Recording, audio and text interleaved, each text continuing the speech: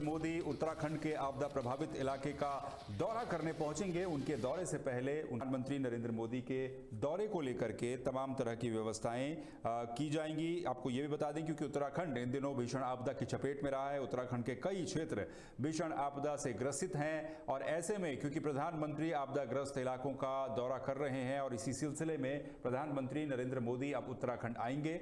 उत्तराखंड आकर के वो जो आपदाग्रस्त इलाके हैं इनका हवाई सर्वेक्षण करने वाले हैं। तो प्रधानमंत्री के हवाई सर्वेक्षण को लेकर के शासन प्रशासन स्तर पर और सरकारी स्तर पर तैयारियां जो हैं वो तेज की गई हैं और इन तैयारियों के मद्देनजर ही उत्तराखंड के मुख्यमंत्री गढ़वाल कमिश्नर को आप देख सकते हैं तस्वीरों में, उत्तराखंड के डीजीपी दीपम सेठ, ये सभी लोग व्यवस्थाओं का जायजा लेने जौलीग्रांट एयरपोर्ट पर पहुंचे जहां पर तमाम तरह की व्यवस्थाओं का जायजा लिया गया। तो आपदा प्रभावित क्षेत्र का हवाई निरीक्षण प्रधानमंत्री करेंगे और आपदा जब से उत्तराखंड में आई है उसके बाद प्रधानमंत्री का यह पहला दौरा होगा। ऐसे में संभवतः राहत पैकेज को लेकर के भी प्रधानमंत्री से उत्तराखंड के मुख्यमंत्री पुष्कर सिंह धामी की उम्मीदें काफी ज्यादा बनी होंगी।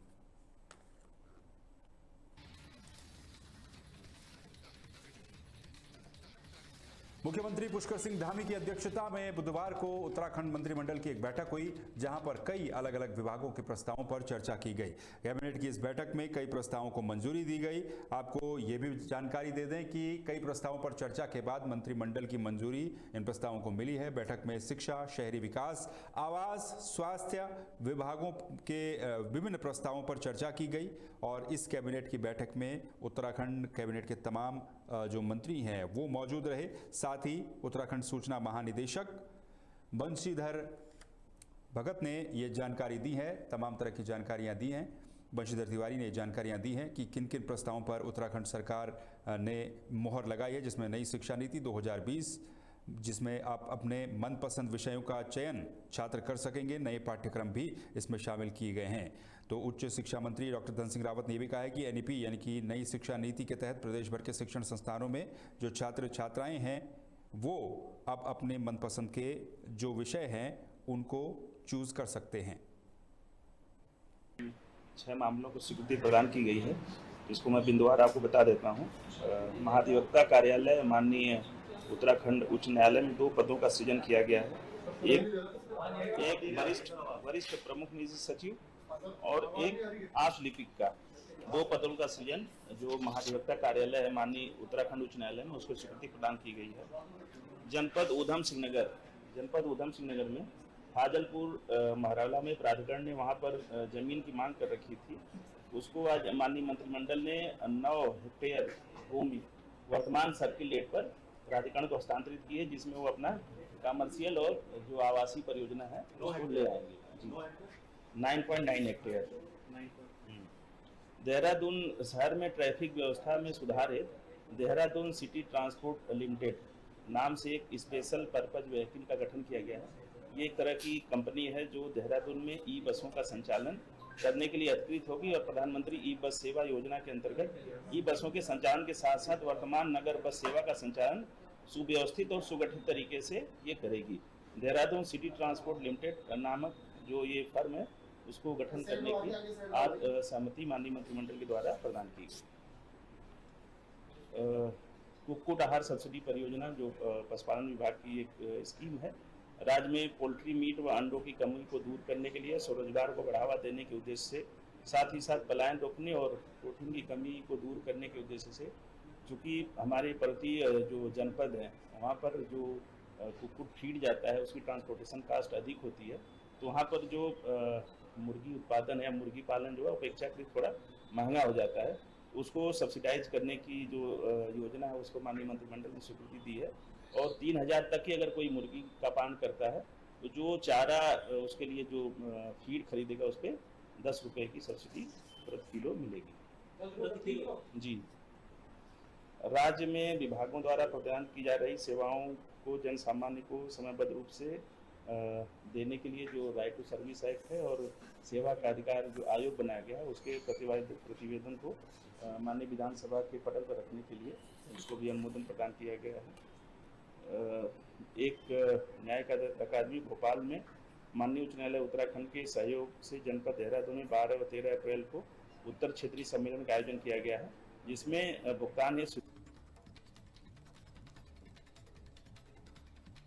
तो आपने सुना किस तरीके से उत्तराखंड कैबिनेट की बैठक में फैसले लिए गए, जिसमें 6 प्रस्तावों पर मोहर लगाई गई और इन 6 प्रस्तावों में पहाड़ों के लिए भी, जैसे कि उत्तराखंड में कुक्कुट पालन में जो सब्सिडी मिलती है वो सब्सिडी भी दी जाएगी। कुक्कुट आहार सब्सिडी की योजना को भी मंजूरी दी गई है। इसके अलावा 2,25,85,000 रुपए की जो सब्सिडी है राशि वो दी जाएगी। अगली खबर की तरफ बढ़ते हैं। उत्तराखंड कांग्रेस ने राज्य में आई आपदा के मद्देनजर प्रधानमंत्री से 20,000 करोड़ रुपए का विशेष राहत पैकेज मांगा है। कांग्रेस के प्रदेश अध्यक्ष करण माहरा ने कहा है कि राज्य की इस स्थिति को राष्ट्रीय आपदा घोषित किया जाना चाहिए। उन्होंने प्रभावित हर परिवार को 10 लाख की तत्काल सहायता देने की भी मांग की है। माहरा ने बताया कि जोशीमठ के पुनर्निर्माण के लिए ही 6,000 करोड़ की आवश्यकता है। उन्होंने केंद्र और राज्य सरकार से भविष्य की आपदाओं से निपटने के लिए विशेषज्ञ टीमों को तैनात करने की भी अपील की है। वो अलग से राहत पैकेज दी जाए। और मैंने पत्र जिस दिन लिखा था उसमें और आज मेरे आंकड़ों में परिवर्तन आया है। मैंने 10,000 करोड़ की मांग की थी, सरकार ने 5700 करोड़ मांगा है। पर मेरा ये मानना है कि अकेले जोशीमठ को, जो पिछले वर्ष की घटना घटी पिछले 2 सालों में, जोशीमठ को ही ठीक करने में 6,000 करोड़ रुपये की आवश्यकता है। उसके अलावा आपने बहुगुणा ग्राम देखा होगा कर्णप्रयाग में, उसमें जो 35 मकान टूटे उन लोगों को अभी तक भी उसी स्थिति में रखा गया है। गोपेश्वर में जो घटना घटी वो हाल है। नैनीताल में बलिया नाले से लेके तमाम जो है वो दरक रहा है। ऊपर खटिया हो गया, खाती गांव हो गया, भराड़ी हो गया, सौंग हो गया, वहाँ भी आपदा आई हैं, वहाँ का को पैसा नहीं मिला। धारचूला में बहुत जगह ऐसी घटना घटी, वो पैसा नहीं मिला। तो कुल मिला के उत्तराखंड को कम से कम 20,000 करोड़ की आर्थिक सहायता दी जानी चाहिए ताकि हमारे गाँवों को भरा जा सके। और जो टीमें आकलन के लिए भेज रहे हैं, अच्छा होता कि नरेंद्र मोदी और यहाँ की सरकार आकलन के लिए टीम ना भेजकर यहाँ ऐसे वैज्ञानिकों की टीम भेजती, ऐसे भूवैज्ञानिकों की टीम भेजती, ऐसे साइंटिस्टों की टीम भेजती जो आने वाले समय में होने वाली चुनौतियों का सामना करने के लिए किस तरीके से उत्तराखंड को अपने को तैयार करना है उस। खबर रुड़की से है, जहां प्रधानमंत्री सिंचाई योजना के तहत नारसन ब्लॉक कार्यालय पर किसानों की भारी भीड़ उमड़ी। किसान इस योजना के तहत सिंचाई के लिए ट्यूबवेल लगवाने के लिए आवेदन कर रहे हैं। योजना पहले आओ पहले पाओ के आधार पर सब्सिडी देती है, जिससे किसानों में काफी उत्साह भी है। भीड़ को देखते हुए पुलिस को व्यवस्था संभालनी पड़ी। सहायक खंड कृषि अधिकारी अरविंद मलिक ने बताया कि इस योजना से किसानों को बड़ी राहत मिलेगी। किसान इस पहल से काफी खुश हैं और उनका कहना है कि इससे उनकी खेती में काफी सुधार होगा। और ये वजह ये है कि प्रधानमंत्री कृषि योजना से सिंचाई विभाग के बोरिंग दिए जा रहे हैं, इनके फार्म भरे जा रहे हैं आज। तो यहाँ आवेदन करने के लिए आए हैं। अब लाभ का तो फार्म भरने के बाद ही पता लगा जी, मुझे पता नहीं कितना लाभ मिलेगा। कितने लोग हैं यहाँ? बहुत लोग हैं यहाँ, तो मेरे ख्याल तो 200-300 की संख्या में है। आवेदन करने की जो प्रक्रिया है क्या वो सही हो रही है या कुछ? नहीं, बिल्कुल सही हो रही। पुलिस अपना काम कर रही और कर्मचारी अपना काम कर रहे, मुस्तैदी से काम कर रहे, बढ़िया सब सुविधा है, किसी प्रकार की कोई दिक्कत नहीं। लगा रहे थे कि धांधली। अरे नहीं, किसी की कोई धांधली नहीं, वहाँ पुलिस खड़ी हुई है। ट्यूबवेलों के पंजीकरण किए जाए, जिसमें पहले आओ पहले पाओ के आधार पर जो है कृषक जो है लाइन में लगे हुए हैं अपने नंबर लगाने के लिए। धान लेनी है तो सीधा क्लियर कट है, जो पहला हो पहले पाओ, जो पहला आएगा जिसका फार्म आएगा उसी का रजिस्ट्रेशन होगा, सबके सामने है। इसमें चयनित जो टारगेट होगा उसी के आधार पर चयनित होगा। जो अब तक है लगभग जो है 50 लोगों के आवेदन आ गए, 50-55 के जो है हमारे पास आ गए।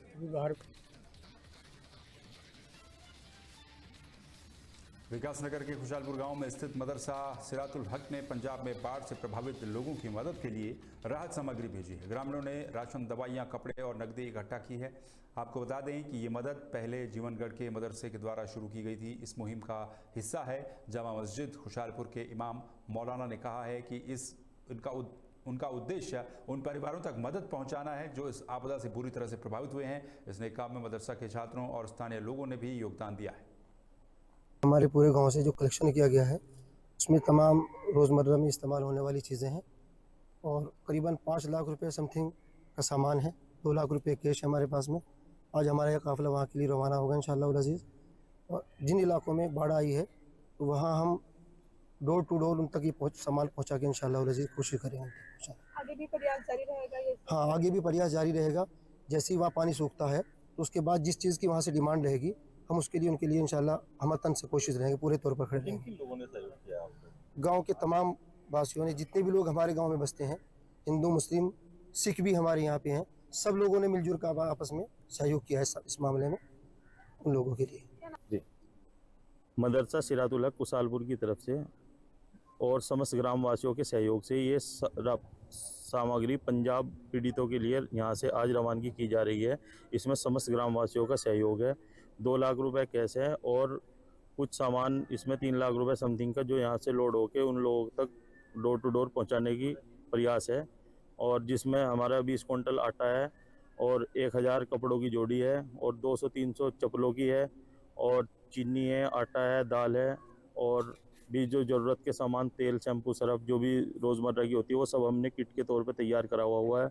और इसमें गुरुद्वारे की तरफ से, कुसालपुर गुरुद्वारे की तरफ से भी 15 गद्दे वहाँ पे उन्होंने डोनेट किए हैं जो पंजाब के लिए, वो भी इसमें लोड होके वहाँ के लिए रवानगी हो रहे हैं। इसमें सभी ग्रामवासियों का इसमें सहयोग रहा है और ख़ास तौर से इसमें मदरसा सिरातुल हक के जो स्टाफ के आदमी हैं और यहाँ के बच्चे हैं, इन लोग। हरिद्वार पुलिस ने 36 घंटे के भीतर एक अपहरण और हत्या के मामले को सुलझा लिया है। रुड़की के पिरानकलियर क्षेत्र में होटल संचालक के बेटे की हत्या कर 25 लाख रुपए की फिरौती मांगी गई थी। पुलिस ने साइबर सेल और मुखबिरों की मदद से जांच की। 2 आरोपी अमजद और फरमान गिरफ्तार किए गए हैं।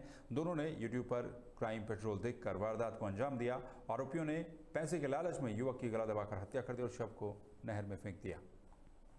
थानाध्यक्ष के पास आके नसीर नामक एक व्यक्ति ने, जो होटल व्यवसायी भी है, पुलिस को ये अवगत कराया था कि उनका पुत्र अनवर जो घर से लगातार गायब चल रहा है और उसी के फ़ोन से अपहरणकर्ता द्वारा फिरौती होते हुए डिमांड की जा रही है। तत्काल पुलिस ने इस मामले को संज्ञान में लिया और उच्च अधिकारियों और मेरे भी संज्ञान में लाया गया। तत्काल अपहरणकर्ताओं को पकड़ने के लिए और अपहृत युवक को छुड़ाने के लिए टीमों का गठन किया गया। और क्योंकि अपहरणकर्ता लगातार फ़ोनों की लोकेशन चेंज कर रहे थे फ़ोन की और उसको स्विच ऑफ भी कर दे रहे थे, इसलिए इसको पकड़ पाना थोड़ा सा मुश्किल भी लग रहा था। पर सीसीटीवी कैमरे के माध्यम से उनके जो फॉरवर्ड ट्रैकिंग और बैकवर्ड ट्रैकिंग के माध्यम से पुलिस के द्वारा 2 संदिग्ध व्यक्ति इसमें नज़र आए, जो जिनके द्वारा लास्ट में जिनके साथ ये युवक देखा गया था और उसके बाद बोरे में इनके द्वारा एक मोटरसाइकिल में इसको ले जाता हुआ देखा जा रहा था। पुलिस ने तत्काल दोनों ही व्यक्तियों को राउंड अप किया, इनको हिरासत में लिया गया। इसमें एक का नाम अफरोज है और एक का नाम अमजद है और एक फरमान है। इसमें एक व्यक्ति जो इसी जो नसीर है, जो होटल व्यवसायी है, इसी के यहाँ किराए का मैं टेलरिंग का काम करता था। पुलिस ने इनसे जब सख्ती से पूछताछ करी तो इनके द्वारा जो अपहृत युवक है उसकी हत्या करना, उसकी बॉडी को गंगा नहर में डालना और उसी के फ़ोन से 25 लाख की डिमांड करना स्वीकार किया है। पुलिस ने वो मोबाइल फ़ोन जो इनके द्वारा यूज़ किया जा रहा था उसको बरामद किया है। साथ में वो मोटरसाइकिल को भी पुलिस के द्वारा बरामद किया गया है। अभी जो अपहृत युवक है उसकी डेड बॉडी अभी नहीं मिल पाई है, उसी को क्योंकि अभी समय की बाध्यता को देखते हुए अभी इनको तत्काल दोनों ही अभियुक्तों को न्यायिक अभिरक्षा में भेजा जा रहा है और आगे की जो रिमांड की कार्रवाई है उसके बाद ही।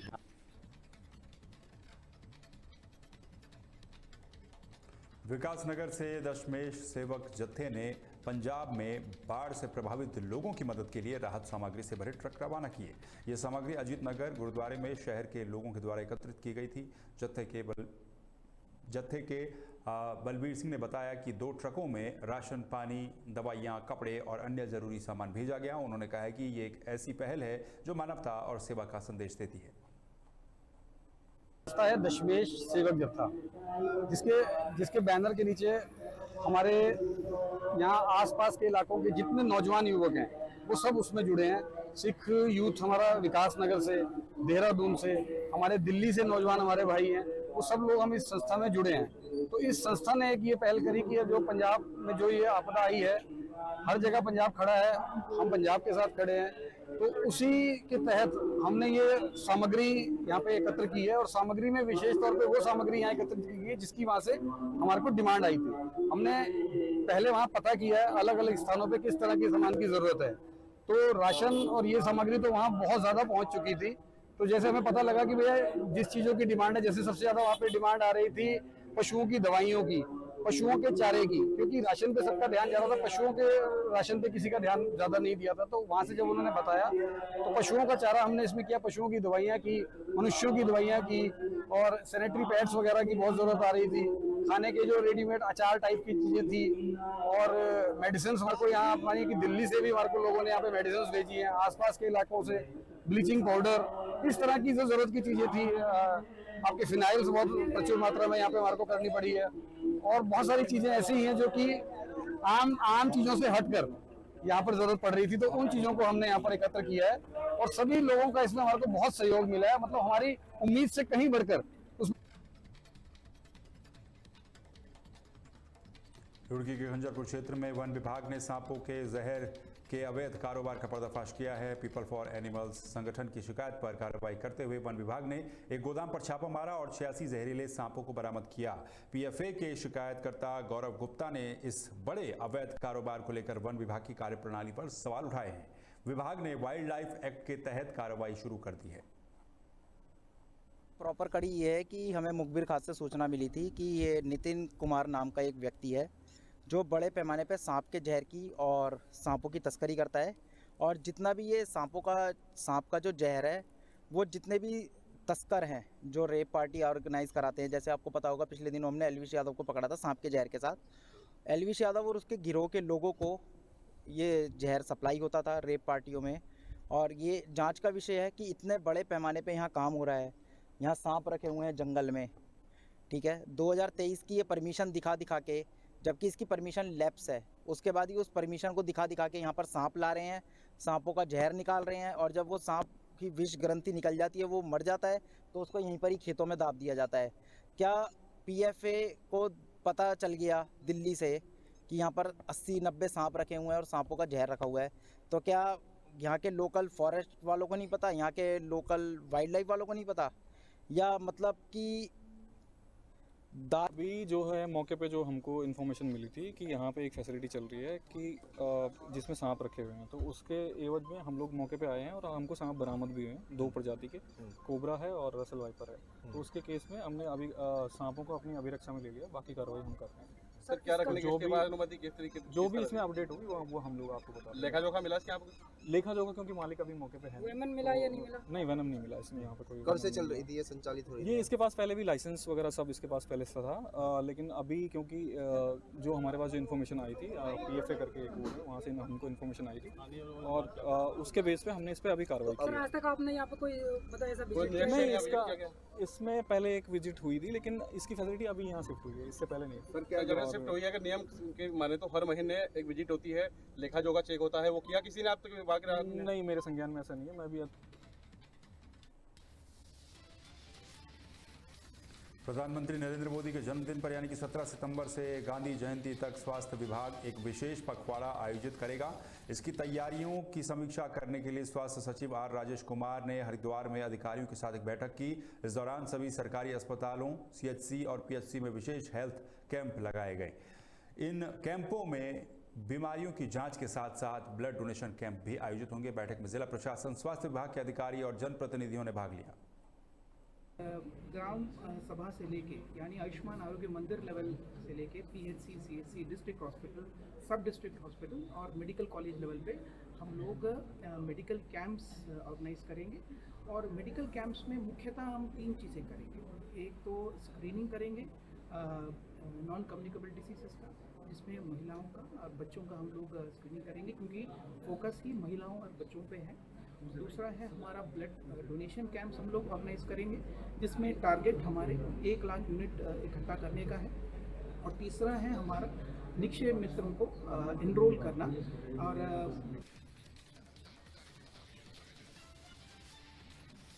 रुड़की के रामनगर स्थित रामलीला ग्राउंड में अब इंटरलॉकिंग टाइल्स लगाई जाएंगी। रुड़की के विधायक प्रदीप बत्रा ने इस काम का शिलान्यास करते हुए कहा है कि उनका लक्ष्य केवल विकास कार्य करना है। उन्होंने बताया कि रामलीला शुरू होने से पहले काम पूरा हो जाएगा। इससे बारिश के दौरान होने वाला कीचड़ भी लोगों को परेशान नहीं कर पाएगा। मेयर और विधायक के बीच तनाव की खबरों पर बत्रा ने कहा कि उनके बीच कोई तालमेल की कमी नहीं है। उन्होंने कहा कि मेयर को अपने निगम क्षेत्र का काम करना चाहिए। भारत माता की जय। हमारे सनातन धर्म और हिंदू धर्म के बहुत बड़े त्यौहार जो है वो आ रहे हैं। दिवाली है, दशहरा है, अभी जन्माष्टमी और गणेश चतुर्थी आप लोगों ने मनाई। रामलीला ग्राउंड हमारा ऐतिहासिक ग्राउंड है। यहाँ पर हर वर्ष रामलीला होती है। मैं तो 65 साल से लगातार रामलीला चल रही है यहाँ पर। तो इस बार भी रामलीला समय पे शुरू होनी है, तो उसके तहत ही हम लोगों ने यहाँ पर डलॉक टाइल्स लगवा रहे हैं ताकि जो श्रद्धालु आते हैं रामलीला देखने और भजन सुनने, उनको दिक्कत ना हो बैठने में। बारिश के समय काफ़ी यहाँ पे दलदल हो जाती है, तो उसके तहत यहाँ पे कमेटी द्वारा मेरे से रिक्वेस्ट करी गई थी, तो यहाँ पर टाइल्स का कार्यक्रम चल रहा है। और रामलीला के शुरू से पहले यहाँ पर टाइल्स जो है कलर टाइल्स लगवा दी जाएंगी। देखिए टाइल्स में गुणवत्ता की ज़्यादा नहीं होती। टाइल्स टेस्टेड आती हैं, PWD द्वारा कार्य हो रहा है। और मैं सोचता हूँ कि टाइल कंप्रेसर से चेक होकर आती हैं और PWD के अधिकारी भी यहाँ पर है जिन्होंने टाइल टेस्ट करी है और बहुत हेवी टाइल्स लग रही है यहाँ पर।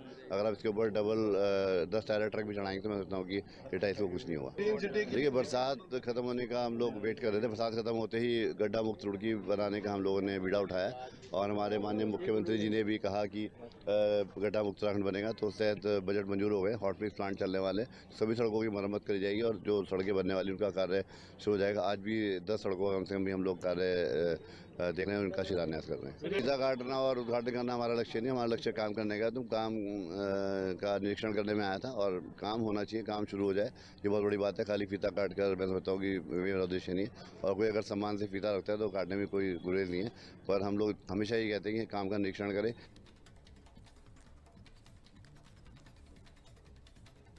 हरिद्वार के जगदीशपुर क्षेत्र में अचानक 5 हाथियों का झुंड एक कॉलोनी में घुस गया, जिससे इलाके में दहशत फैल गई। ये हाथी लक्सर मार्ग से होते हुए रिहायशी क्षेत्र में गए थे। हालांकि उन्होंने किसी को कोई नुकसान नहीं पहुंचाया और गंगा नदी पार करके सुरक्षित जंगल में लौट आए। इस घटना से वन विभाग के उन दावों पर सवाल खड़े होते हैं जिनमें वो हाथियों के आबादी वाले क्षेत्र में प्रवेश को रोकने की बात करते हैं। स्थानीय लोगों ने वन विभाग से तुरंत सख्त कदम उठाने की मांग की है।